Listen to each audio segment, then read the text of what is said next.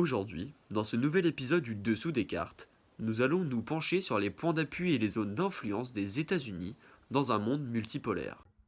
Tout d'abord, observons la puissance militaire américaine. Dans un premier temps, la puissance militaire américaine est fortement basée sur des systèmes d'alliances. Les alliances américaines sont souvent héritées de la guerre froide.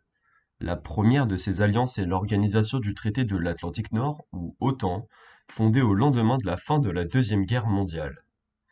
Les pays qui apparaissent en bleu foncé sont les membres de l'OTAN. Suite à la chute du bloc de l'Est, de nombreuses anciennes démocraties populaires ont rejoint cette alliance militaire, agrandissant l'influence des États-Unis. Les pays en bleu clair sont donc les autres alliés des Américains tandis que les pays rayés en bleu sont en cours de rapprochement à la puissance états-unienne. Les opposants aux États-Unis représentés en orange, comme les Russes, se voient donc eux réduire leur influence. Les États-Unis ont des alliés militaires partout dans le monde. Le Japon, la Thaïlande, l'Australie et la Nouvelle-Zélande contrôlent le Pacifique. Ces alliés représentent les principaux points d'appui des États-Unis et permettent aux Américains d'étendre leur zone d'influence. Nous allons maintenant étudier le hard power américain. Le hard power désigne la capacité d'un État à imposer par la force leur influence politique, militaire, économique et financière. Les États-Unis disposent d'un réseau de bases militaires partout dans le monde, augmentant l'étendue de leur influence militaire. Il existe environ 500 bases militaires américaines dispatchées partout dans le monde. On en retrouve au Moyen-Orient, qui est une zone à fort enjeu pour les Américains, car la majorité de leurs ressources en hydrocarbures viennent de cette région du monde. On en retrouve en Europe de l'Ouest et notamment en Allemagne, dont les Américains se méfient fortement. L'Allemagne est le pays accueillant le plus important contingent de soldats américains en Europe. Les pays apparaissant en bleu sur la carte sont des pays qui comptent au moins une base militaire américaine. La force militaire américaine est sans équivalent. Durant le mandat de Donald Trump, le budget militaire a nettement augmenté pour frôler les 5% du PIB. L'armée américaine compte des millions d'hommes et est une des plus grandes puissances nucléaires mondiales. Enfin, les États-Unis sont la première puissance maritime mondiale. Presque qualifiés de thalassocratie, les États-Unis contrôlent une grande majorité des mers du monde. Comme vous pouvez le constater sur cette carte, les États-Unis contrôlent des lieux stratégiques comme les détroits de Bosphore et de Gibraltar notamment, à l'aide de flottes qui stationnent en permanence. Les Américains sont implantés dans toutes les mers et océans du monde grâce à leur réseau très développé de bases navales. Cependant, la Chine vient contester ce contrôle et l'influence presque hégémonique des États-Unis sur les mers et océans. En effet, la Chine a des projets de bases militaires aux frontières maritimes dans le dessein de contrôler à leur tour les mers et océans. Étant dans un monde multipolaire, on se penche vers le début d'un réel conflit sino-américain au niveau des frontières maritimes. D'un point de vue politique et diplomatique, les États-Unis ont des zones clés à protéger. Le Pacifique est une autre zone clé à contrôler pour les Américains. Leurs alliés asiatiques permettent de maintenir un certain contrôle et une certaine influence sur cette zone à grands enjeux. Cependant, la puissance grandissante chinoise inquiète. La Chine s'affirme petit à petit en gagnant le contrôle de nombreuses régions, comme la première puissance rivale aux États-Unis dans un monde multipolaire.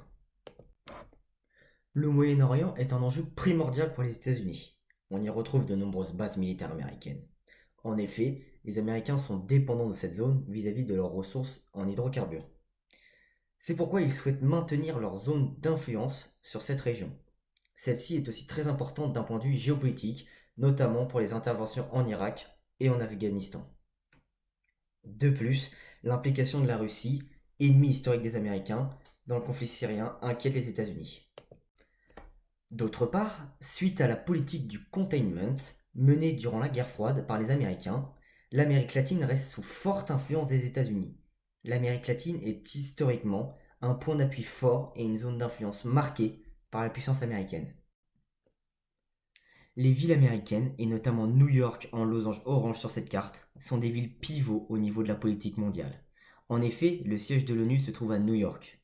Washington, en losange bleu sur la carte, est une autre ville jouant un rôle principal à l'échelle mondiale.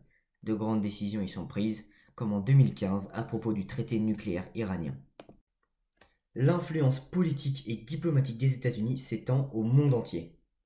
On retrouve partout dans le monde des représentations diplomatiques américaines, comme des ambassades ou encore des consulats. Tous les pays comptent au moins une représentation américaine. Cela relève du soft power, c'est-à-dire la capacité d'un État à influencer et à orienter les relations internationales en sa faveur par un ensemble de moyens autres que la force. La culture fait donc partie intégrante du soft power. Le soft power dessine aussi les zones d'influence. Le soft power s'exprime par le cinéma, la musique, les séries, les médias, etc. Les États-Unis conservent la première place en termes de production industrielle mondiale. Nous pouvons citer le fait que les universités américaines occupent 8 à 10 des premières places mondiales. Comme université, nous pouvons compter donc Harvard, le Massachusetts, l'Institut de technologie MIT à Boston ou encore Stanford en Californie. Comme autre soft power, nous pouvons compter les clusters ou les entreprises et centres de recherche qui collaborent entre eux. Ainsi, comme vous pouvez le voir sur la carte ci-dessous, ils forment des lieux comme la Silicon Valley en Californie. C'est ici où les GAFAM et les innovations technologiques de demain y voient le jour. Également, Google et YouTube sont les sites les plus visités dans la plus grande partie du monde. De plus, Google investit beaucoup dans le but de devenir indépendant des infrastructures détenues par les États. Aussi, 8 des 10 premiers sites internet les plus visités dans le monde sont américains. Cette force d'attraction repose aussi sur une quasi-hégémonie dans la production audiovisuelle. Par exemple, Hollywood constitue ainsi le lieu de production du cinéma américain qui génère 90% des bénéfices du cinéma mondial. Il véhicule une image généralement favorable des États-Unis. Nous pouvons aussi souligner une phrase de Joseph Nye: « Ceux qui rêvent de nous ne nous feront jamais la guerre ». Également, les FTN sont de nouveaux moyens de démontrer la présence américaine dans le monde.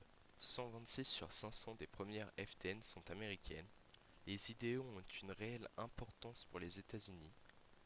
Comme vous pouvez le voir sur la carte ci-dessous, les investissements étrangers importants sont situés en Europe, en Asie, à Singapour, en Chine et en Inde.